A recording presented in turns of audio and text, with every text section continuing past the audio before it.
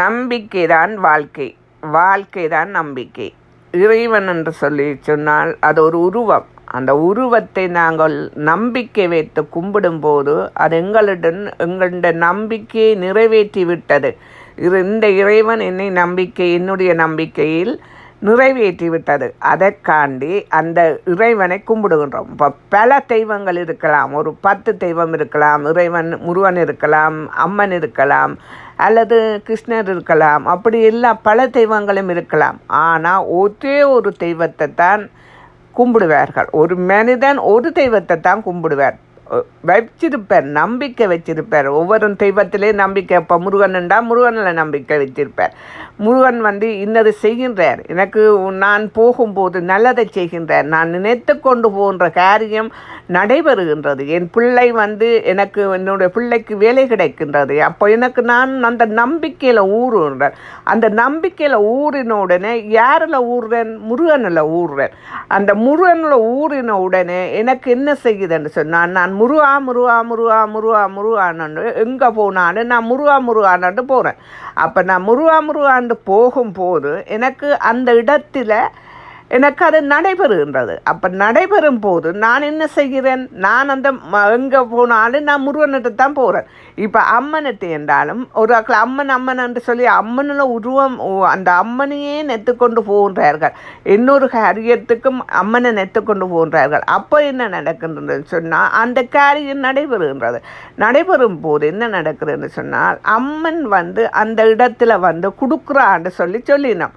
அப்போ அவாக்கு அதில் ஒரு நம்பிக்கை வருகின்றது. அப்போ அந்த நம்பிக்கை வந்த உடனே அவள் என்ன செய்கிறாண்டா, அம்மனிலேயே ஊறிடுறா. அம்மனுக்கே எல்லாம் செய்யணுமன்றிருக்கா. அம்மனுக்கே எல்லாம் நான் விடிய போனால் அம்மனுக்கு முழுக்களும் முடிக்கணும், அம்மனுக்கு செய்து முடிக்கணும் என்று சொல்கிறா.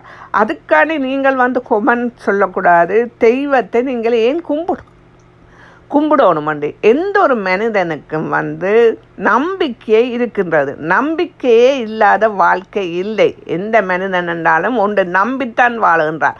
இப்போ நாங்கள் ஒரு கணவரை நம்பி வாழுகின்றோம் இல்லைன்னு சொன்னால், ஏன்னா அவரில் ஒரு பக்தி எங்களை வந்துடும். அவர் இதை செய்கின்றார் என்று சொன்ன உடனே எங்களுக்கு கணவரில் நம்பிக்கை வரும்.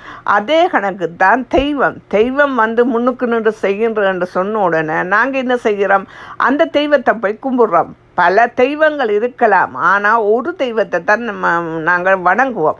முஸ்லீம் என்றாலும் சரி, ஹிந்து என்றாலும் சரி, அல்லது கிறிஸ்டியன்ஸ் என்றாலும் சரி, அவைக்கு நம்பிக்கை வருகின்றது. கிறிஸ்டியன்ஸ் இதில் வந்த உடனே ஓதினம், அவைக்கு அந்த நம்பிக்கை இருக்கின்றது. நாங்கள் ஓதினால் எங்களுக்கு இது நடக்கின்றது. குரானில் படித்த உடனே அவைக்கு ஒரு நம்பிக்கை வருகிறது. முஸ்லீம்கள் விடிய வந்தோடனே 10 தரம் ஏதோ கும்பிடுறார்கள்.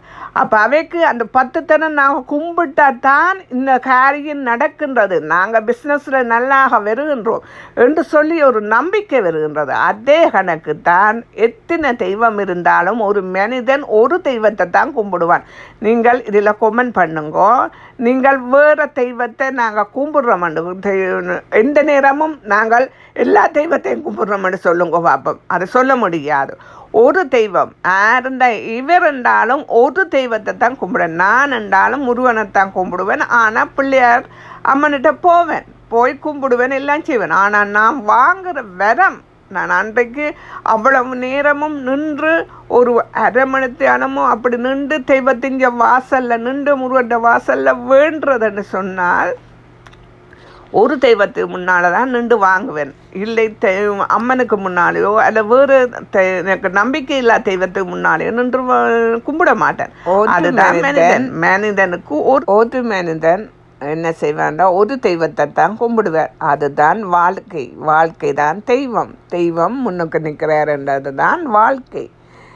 அதற்கான நீங்கள் ஏன் இந்த தெய்வத்தை கும்பிடுகிறீர்கள் என்று சொல்லி கேள்வியை கேட்கக்கூடாது. அது நம்பிக்கை தான் வாழ்க்கை. எங்களுக்கு நம்பிக்கை வாழ்க்கை நம்பிக்கை. அந்த வாழ்க்கை தான் தெய்வமாக மாறுகின்றது, தெய்வத்துடன் அன்பு வைக்கின்றது. எந்த தெய்வம் என்று நாங்கள் தேர்ந்தெடுக்கின்றோம். நன்றி, வணக்கம்.